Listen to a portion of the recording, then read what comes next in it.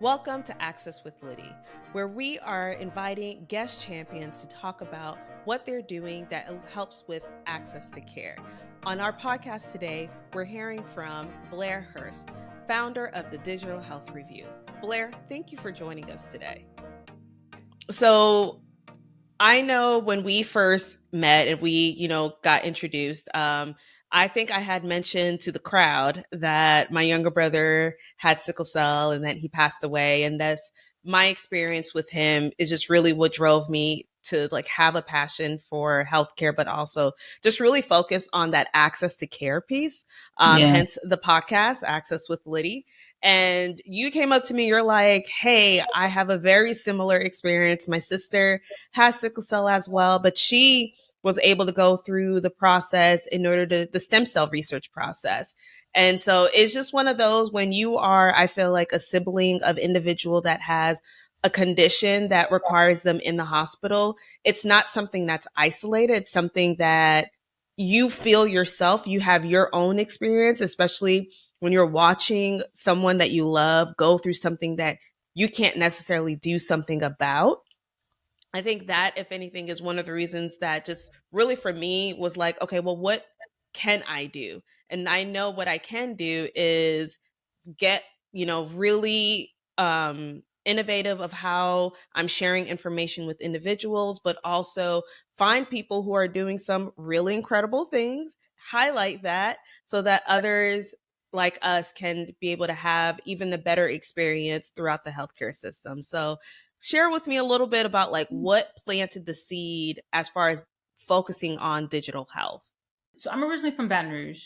So my oldest sister, Shalana, had sickle cell anemia, and from a very young age, she suffered from it. She had her spleen taken out by the time she was 2. She was in and out of the hospital.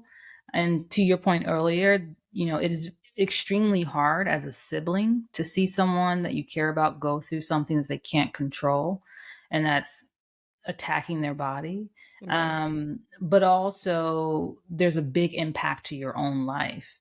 My mom was a single mom and she was raising 3 daughters. One of them had a very severe chronic disease. So the simple things outside of the general challenge of raising 3 kids on your own, but trying to get to doctor's visits and hospitals, someone that lives with a chronic disease and their family members around them are also highly affected. And way back when, the healthcare, and even currently it's statistically proven, the healthcare in Louisiana is not that great. My mom was running into was that she was trying to keep my sister in a decent and healthy state as much as possible. That included learning about the disease, learning about treatment options, monitoring her, all of the care management that caregivers usually have to do. And she was running into a healthcare system that wasn't helping her. And in fact, was doing harm. My sister was allergic to Dilaudid, and they ended up giving it to her at one point for treatment. And so it becomes very dangerous for people in chronic conditions to be in poor healthcare systems. And so my first experience around healthcare was built around that. And my mother leaving the state of Louisiana to go to Maryland because they had better healthcare systems. My sister was seen at Johns Hopkins University quite frequently, was seen at the NIH in DC and in Bethesda because she was actively seeking for better care for her child. Can we pause there real quick? Yeah. Okay. And I want to pause there because you are sharing with me that your mom literally was just like, in order for my child to survive, in order for me to be the best mother, I am taking my child from one state to another because the current state that I'm in at this time does not provide the adequate care. It's not that she didn't have access.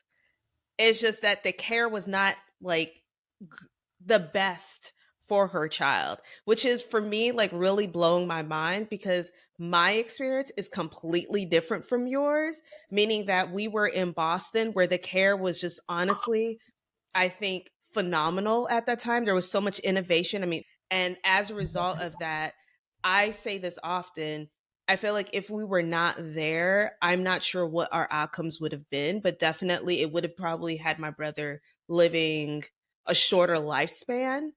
It just shows us, like, it just shows me that you can live in one country, you can have the same disease, but you have And two two separate different experiences. experiences Yeah. that impacts not only the life of the individual that's suffering from the disease, but their families as well. So go ahead, go ahead. Absolutely. I had a pause there for a sec. Absolutely. And I think that's a really powerful example. And I'd push back a little bit and say Mm-hmm. we didn't necessarily have access to healthcare Mm, in the way that maybe you're thinking about it or others are thinking about it. yeah. Was there a hospital that was relatively close? Yes. Mm, But the quality wasn't good. So in my mm, mind, that's not full access. yeah. The metal migration, I think, didn't hit me until much later.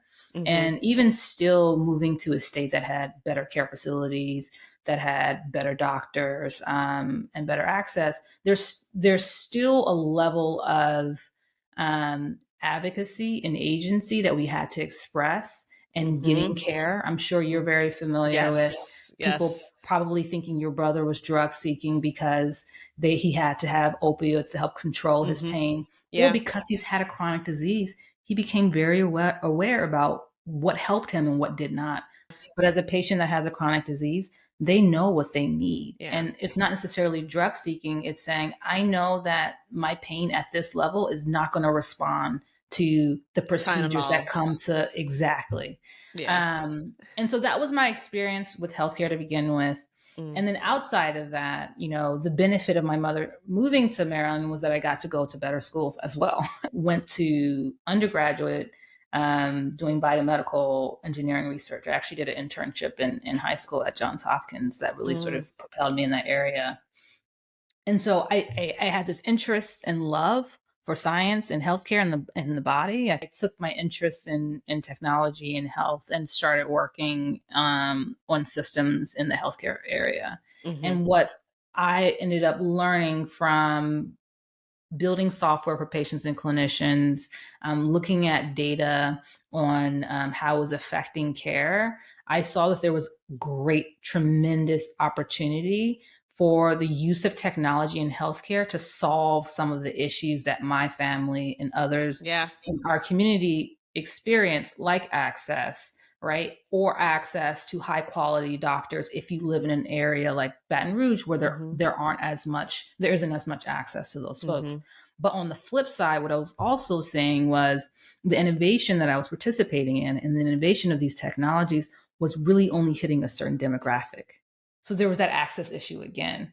We're making headways with technology in healthcare, but But the only folks with that certain. have early access to that Mm-hmm. is hitting a demographic that may not need it as much or that could use more of it. Mm-hmm. So that's really sort of was my impetus in saying, I'm lucky to be where I am. I'm happy that I have this experience, but I also have to give back to the community that I know is suffering and that could use this as well. And Mm-hmm. that's why I'm a big advocate for health equity and building digital health with an equity mindset to it. Yeah. So, I mean, with that being said, I want to make sure we dive into your company, Digital Health Review. So, tell us, what is Digital Health Review, and what is it that you're hoping to do? It is a knowledge based, project based community forum that Mm-hmm. provides resources um, and growth to digital health leaders that are trying to build with intent and Mm-hmm. purpose Mm-hmm. for equitable outcomes. And so, what the company is really trying to do is saying, how can we get together the minds that are in the industry that are actually at the point of building these products and saying, we want to support you, one, in building that first. We want to help you build your company. Mm-hmm. How can we get you going? But in that process of building your company, how can we also help you do it with equity in an equity minded way, Yeah. right? Are you collecting demographic data at a very basic level? Mm-hmm. How are you measuring your impact on communities. This goes back to public health. You need to understand that by collecting that information. Secondly, how are you providing access to your technology through your go-to-market strategies, as an example? If you are a telehealth company that's servicing diabetes patients, there are ways and tools out there for you to understand that demographic very, very deeply and to launch into areas that could use that services, or to partner with folks that could help you launch into areas where there's a gap. If there is a broadband or internet gap, how could you look at that space? So how are you educating people about the tools that you have to help them with their health? And how are you bringing it to them? That's sort of like the second point. And then we're also building out a network and infrastructure that helps folks that are looking to partner in a variety of different ways. So that could be on projects that are focused around digital health and are wanting to explore or extend that into some sort of health equity measure. That could be connecting consultants that have very good SME or expertise in an area with digital health companies that are equity minded to help them get the best foot forward. That could be placing leaders that have experience in this industry with companies that are looking for that experience. So basically job matching. So in that way, that's sort of like the resource component of it. But at its basis, Digital Health Review is a community that is geared towards executives and leaders in digital health that are really intently determined to build with impact in the companies that they're building within.